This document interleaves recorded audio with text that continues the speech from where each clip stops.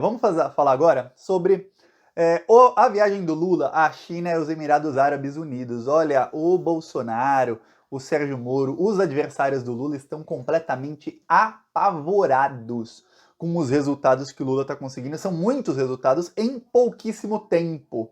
Essa está sendo a atuação do Lula. O Lula foi para a China e debaixo do braço ele voltou com o maior acordo bilateral já fechado na história do Brasil. Não posso dizer na história da humanidade, como falei aqui outro dia, porque não sei de acordos bilaterais de outros países, mas está bem próximo, viu? De acordos bilaterais que eu vi de um país investir no outro, o maior tinha sido da China com a Argentina, era um acordo de pouco menos de 40 bilhões de reais. No caso do Lula, temos aí mais de 50 bilhões de reais. Só que o Lula não se contentou. Lula saiu da China e foi direto para os Emirados Árabes Unidos, onde ele fechou mais 12 bilhões em acordos bilaterais. O Lula depois ele falou que o importante não são os valores, somados aí 62 bilhões. Não, o importante é que esses acordos abrem portas para novos investimentos e para geração de empregos no Brasil, não só a curto, mas também a médio e longo prazo. Ou seja, o Lula está pensando como estadista. Não vou fazer um acordo para só agora, vou fazer um acordo que já abre a porta para outros acordos futuros, para que o Brasil plante agora e colha depois.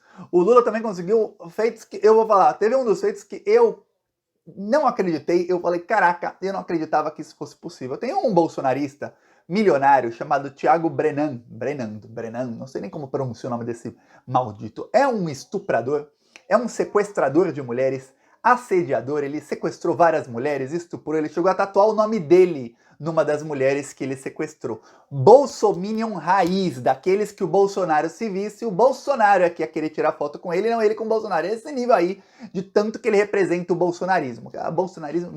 Bolsonarista adora esse tipo de lixo humano. Pois bem, esse lixo humano, depois de cometer os crimes que cometeu no Brasil, ele se refugiou nos Emirados Árabes Unidos. Eu vou te falar uma coisa sobre esses países árabes aí. Emirados Árabes, Catar, Bahrein, Arábia, esses lixos de países os quais eu, Thiago, espero nunca ter que pisar meu pé nesses países. Aliás, eu vou confessar uma coisa aqui. O motivo de eu não ter ido para a Copa do Mundo, minha esposa, ela trabalha com futebol, ela foi convidada por 2 canais de TV do México para ir para a Copa do Mundo. Foi exatamente porque era um lixo de país que foi a Copa do Mundo. Aí a gente resolveu não ir. Pois bem, em alguns desses países o estupro é praticamente legalizado. Eles extraditarem uma pessoa que está sendo acusada em outro país de estupro, coisa do tipo, é um negócio raríssimo. Eu não vou dizer inédito, porque eu não acompanho casos desses países com outros países. Mas para com o Brasil, pelo menos, é inédito.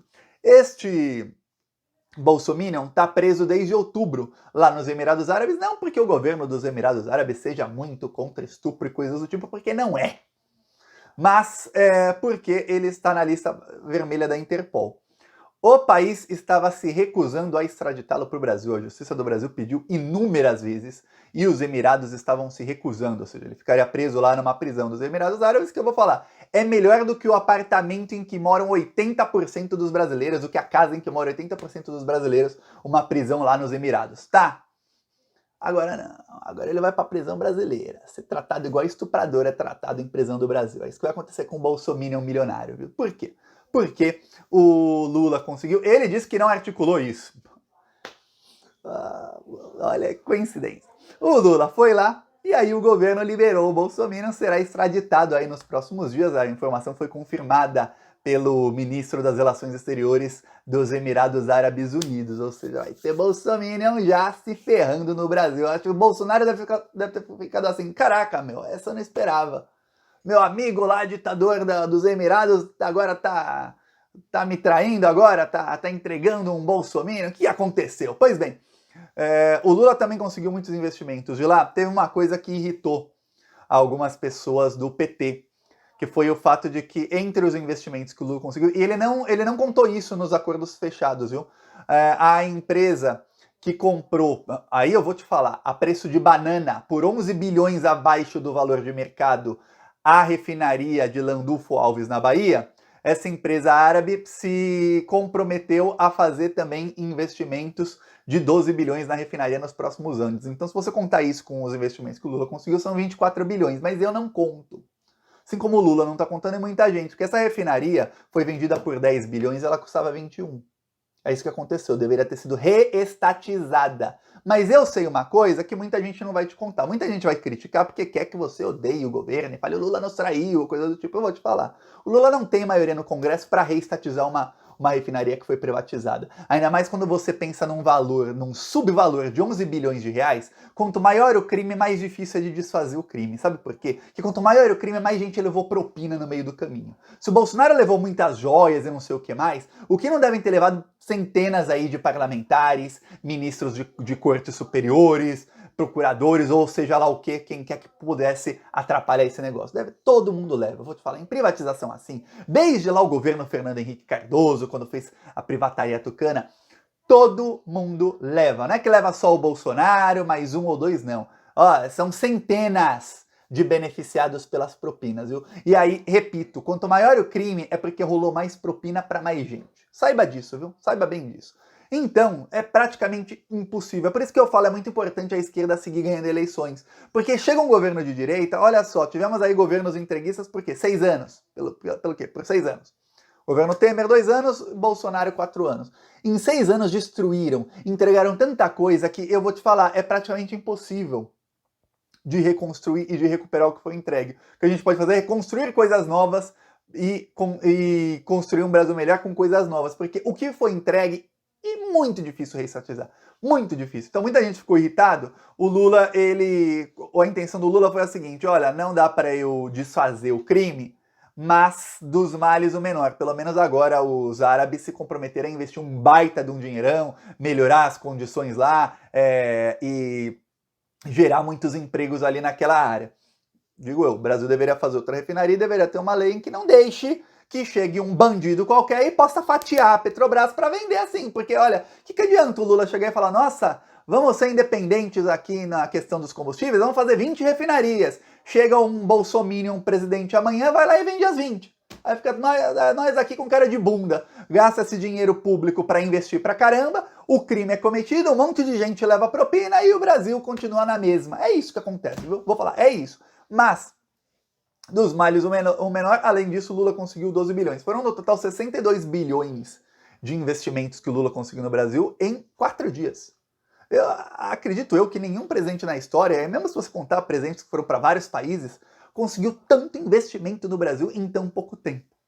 O Bolsonaro está apavorado. O Bolsonaro ia para essas viagens, a única coisa que ele trazia para o Brasil eram joias de propina. Só isso. Bolsonaro foi para a Arábia Saudita, ele acertou entregar ativos da Petrobras para os árabes. Bolsonaro foi para os Emirados Árabes, aliás, ficou lá num hotel que a diária custa mais de 100 mil reais, fez festa regada a champanhe, cada garrafa de champanhe 2, 3 mil reais. Aí tava lá o Nicolas Ferreira, Eduardo Bolsonaro, o Nicolas nem era deputado ainda, Eduardo Bolsonaro, Mourão, um monte de militar vagabundo, esses milicos aí regados a champanhe, um monte de prostituta que essa parte não mostram, tinha 45 homens, umas 100 prostitutas fazendo festa, festa, festa. Essa foi a viagem do Bolsonaro, mais de uma semana lá nos Emirados, e aí entregou uma refinaria por 11 bilhões a menos. O Lula vai lá e traz o quê? Investimento para o Brasil, geração de empregos para o Brasil. O Bolsonaro fica assim, pô, então é possível um presidente sair do Brasil e voltar com embaixo do braço com um pacote de investimento de outro país? Pois bem, esse pessoal que não acreditava ficou todo mundo embasbacado. O Lula também começou a fazer geopolítica de gente grande, que o Brasil tinha parado de fazer quando saiu a Dilma, né? Entrou o governo Temer e o Brasil começou a diminuir, virou um anão diplomático. Aí quando virou o Bolsonaro, aí que virou um nem anão, pior que anão, virou alguém que incomoda, mais incomoda do que ajuda. E aí não, agora o Brasil voltou para o centro das atenções. O presidente chinês tem uma frase do Xi Jinping desse final de semana em que ele diz que a grande prioridade da China hoje é o Brasil. Caraca, a China está envolvida num praticamente início de guerra em Taiwan, que os Estados Unidos estão tentando fazer uma guerra em Taiwan, custe o que custar. A China está envolvida lá no negócio da Ucrânia. E o presidente, no meio disso tudo, fala que a prioridade deles é o Brasil. Você pode até falar, Thiago, é da boca fora. Não. É que o Brasil é importantíssimo na geopolítica hoje, porque o Brasil, só pegar dados aí de 9 anos atrás, o Brasil era a 5ª maior economia do mundo. O Brasil tem potencial para ser uma das 5 maiores economias do mundo, novamente, em pouco tempo. O Brasil tem muito potencial para investimento, para investir em indústria no Brasil. O Brasil é um país que ainda não está industrializado, assim como os países em desenvolvimento não estão industrializados. E agora, essa parceria Brasil-China faz o quê? Começa a isolar cada vez mais os Estados Unidos. Hoje é a primeira vez na história recente da humanidade em que os Estados Unidos estão se isolando cada vez mais. Alguns líderes europeus perceberam o erro que foi apoiar as ações americanas no conflito da Ucrânia, perceberam que deram um baita de tiro no pé e perceberam que estão sendo marionetes, fantoches do Joe Biden e dos interesses dos americanos. O que eles perceberam é o seguinte: nossa, se a gente isolar a China e a Rússia, a gente ganha o que com isso? Ah, a gente não gosta da Rússia, tá, mas a gente ganha o que com isso? Ganhar alguma coisa, ganhar. A gente ganha o que com isso? Pô, nada. Pelo contrário, a gente perde um monte. E os Estados Unidos dão o que pra gente se a gente isolar a China e a Rússia do resto do mundo? Nada. Ah, o Biden vai sorrir pra gente. Que coisa. E se a gente ficar do lado da China, por acaso? A gente ganha o quê? Pô, bilhões e bilhões e bilhões e bilhões de investimentos. Ah, mas o Biden não vai gostar. Vai fazer o que? O Biden que não goste. Então, cada vez mais líderes estão abrindo o olho para isso. A China conseguiu um acordo entre a Arábia Saudita e Irã, que são dois maiores produtores de petróleo do mundo, e eram países que não se falavam. Voltaram a ter relações diplomáticas, estão aí num acordo para entrar num grupo chamado BRICS Plus. Tem o BRICS e outros países devem ser adicionados ao BRICS. Tem aí Bangladesh, Argentina, aí tem Emirados Árabes e alguns outros países para entrar no BRICS e formar esse mega grupo chamado BRICS Plus, que não vai mais usar o dólar. É isso que os Estados Unidos estão em pânico, porque nesse grupo chamado BRICS Plus você tem Rússia, Brasil, tá aí na iminência Emirados Árabes Unidos, Irã, Arábia e outros países que são dos maiores produtores de petróleo do mundo. Se esses países todos estão num mega bloco comercial, eles não usam mais dólar, a desdolarização que já está acelerada do mundo vai acelerar muito mais rápido. E aí vai acontecer uma coisa que vai ser pela primeira vez na história recente da humanidade. Os Estados Unidos estarão em uma posição em que eles poderão sofrer sanções dos outros. Quer dizer, se daqui 10 anos os Estados Unidos atacaram não sei qual país ali, ou tentaram impor um golpe de Estado de outro país, foi provado, chega a China e fala, vamos impor sanções aqui aos Estados Unidos. Sanções a vocês. E aí os Estados Unidos vão começar a ficar mais pobres, vão começar a sentir na pele o que eles estavam fazendo com os outros. Que até então o mundo estava uma delicinha para eles. Nossa, vamos matar 1 milhão de pessoas no Iraque? Vamos. Ah, mas vai custar 8 trilhões de dólares. Pô, a gente imprime mais dólar que se dane. O resto do mundo paga pra gente.